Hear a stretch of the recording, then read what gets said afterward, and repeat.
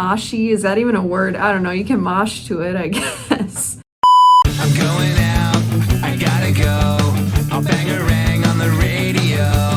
So turn it up, I'm telling you. I think I'm ready for something new.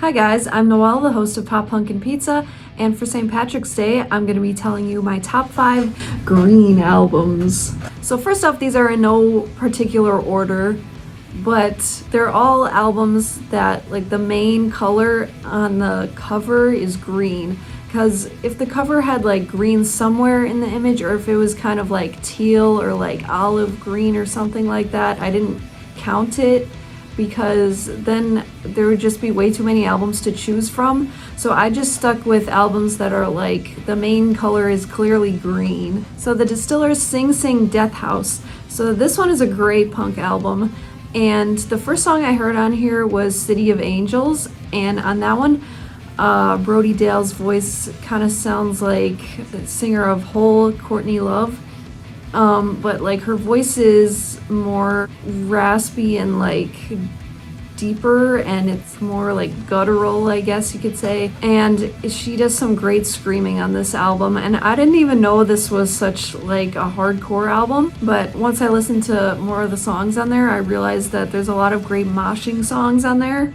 So a lot of songs are also relatively short, so if you don't have a lot of time, I would recommend you listen to this album first out of these. I think Hate Me is like the most screamy hardcore song on this album, and that's one of my favorites. And also the song Seneca Falls is featured in the game Tony Hawk's Pro Skater 4, and it's a reference to the Seneca Falls Convention of 1848, where they were discussing women's voting rights and things like that. On The Young Crazed Peeling, it sounds like that song sounds a little bit like Rancid to me in certain parts of the song. And Sing Sing Death House is a great one on that album as well. It's like faster and darker sounding and more like hardcore punk. And Bullet and the Bullseye is a great like moshy song too. Moshy, is that even a word? I don't know, you can mosh to it, I guess.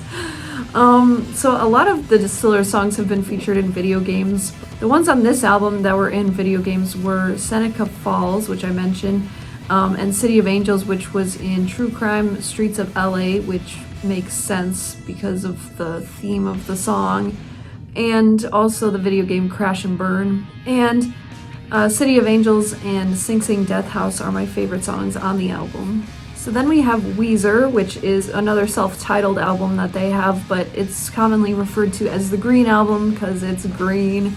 And you know, if they have a few self-titled albums, you gotta distinguish them from each other. And so this one is a great rock album all the way through.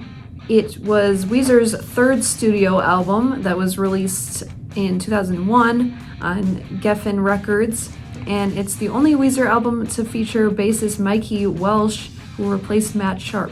So I guess they got some like disappointing reception from their second album, Pinkerton, and so then they went on hiatus, and the band members worked on like side project. And during this time, their fan base kind of grew, and Pinkerton's popularity improved. And after like a comeback performance at the Japanese Summer Sonic Festival, Weezer started recording some new material.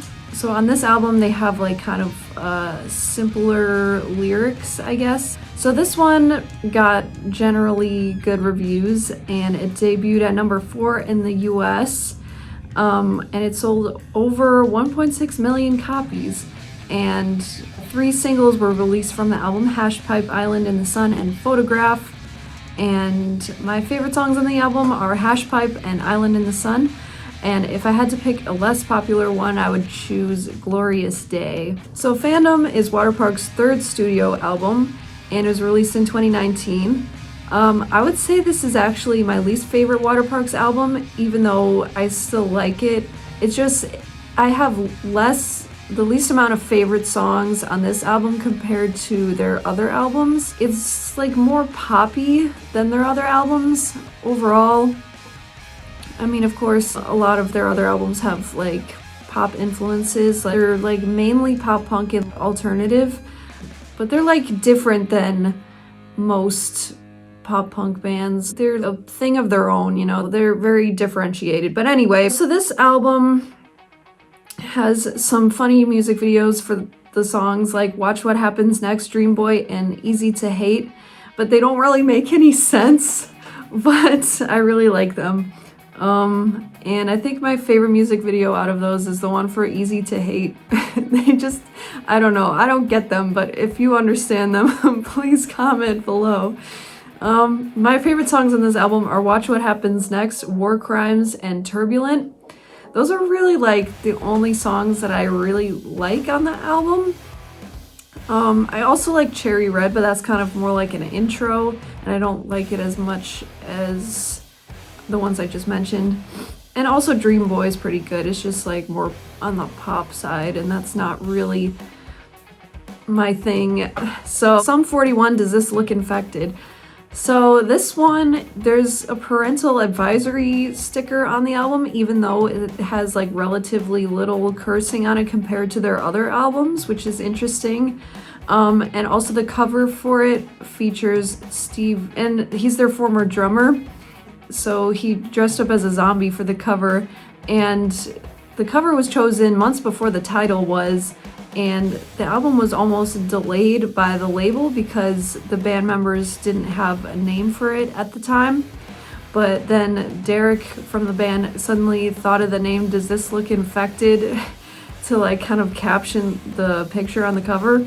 And so the whole band liked the idea, they thought it was funny, and so that's how they chose it as their title. And some fun facts real quick. Food and Yesterday.com were working titles for their song in the album No Brains. And the song Still Waiting was featured in the horror action game Obscure, along with several other Sum 41 songs. And the music videos for this album are pretty hilarious.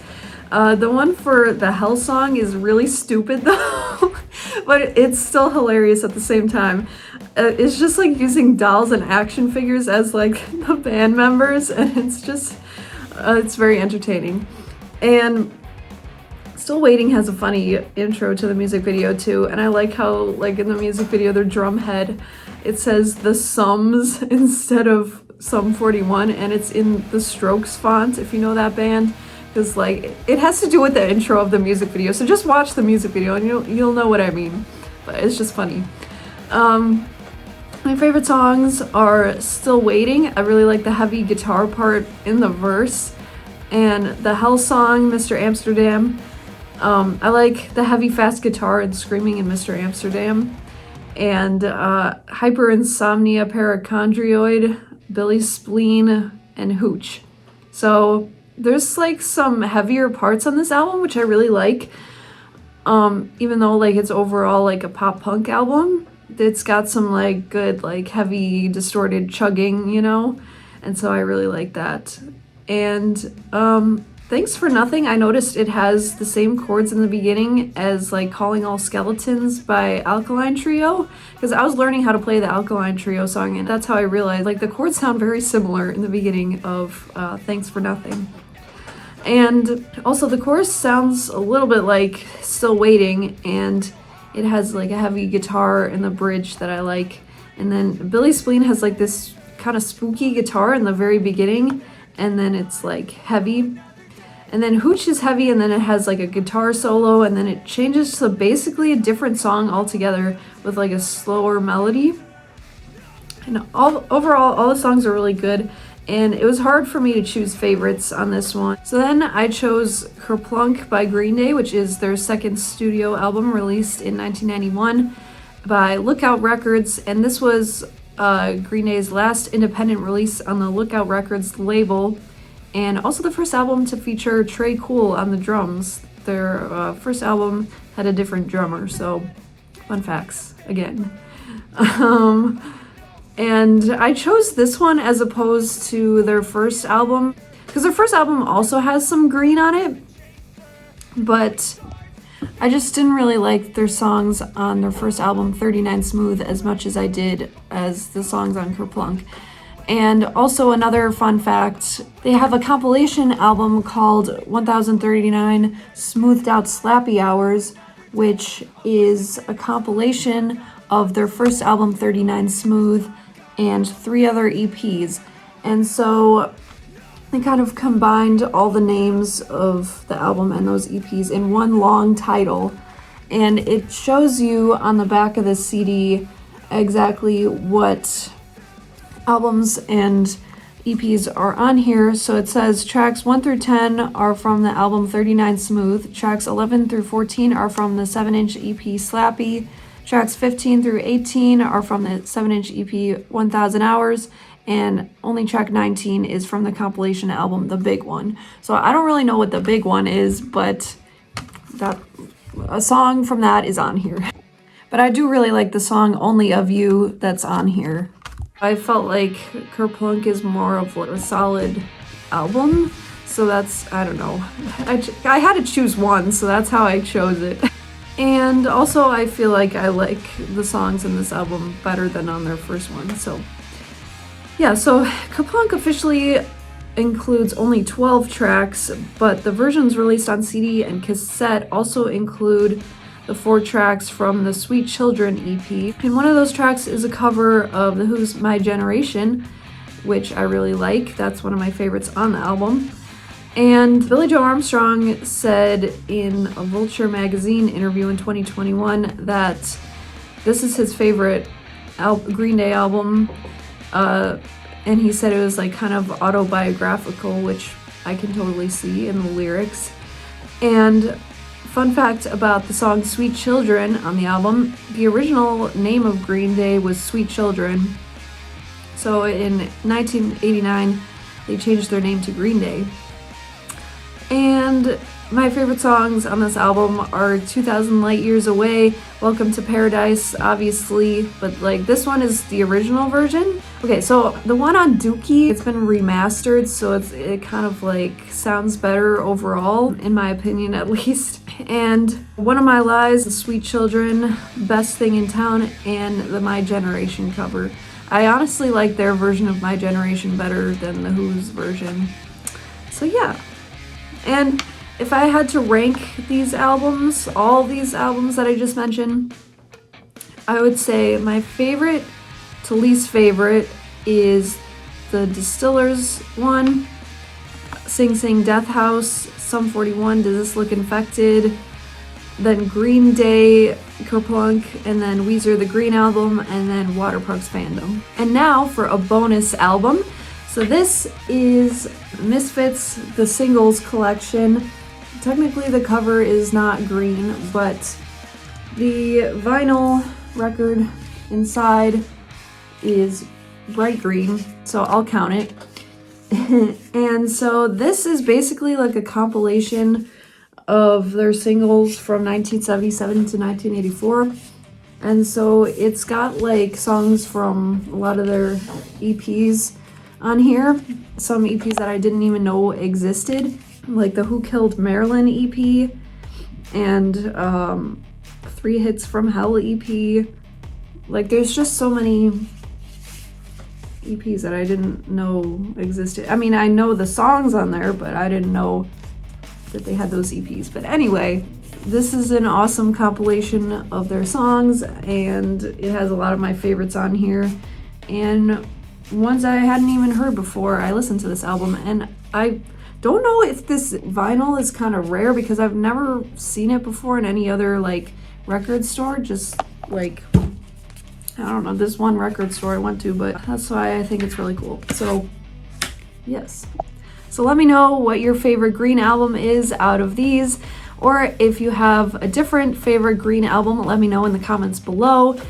And happy St. Patrick's Day. Don't forget to subscribe and like and comment and share with all your fellow pop punk loving friends or people that like other genres. It doesn't matter, just share it with them because sharing music is fun and you should do it. All right, see you guys in the next episode. I hope you enjoyed.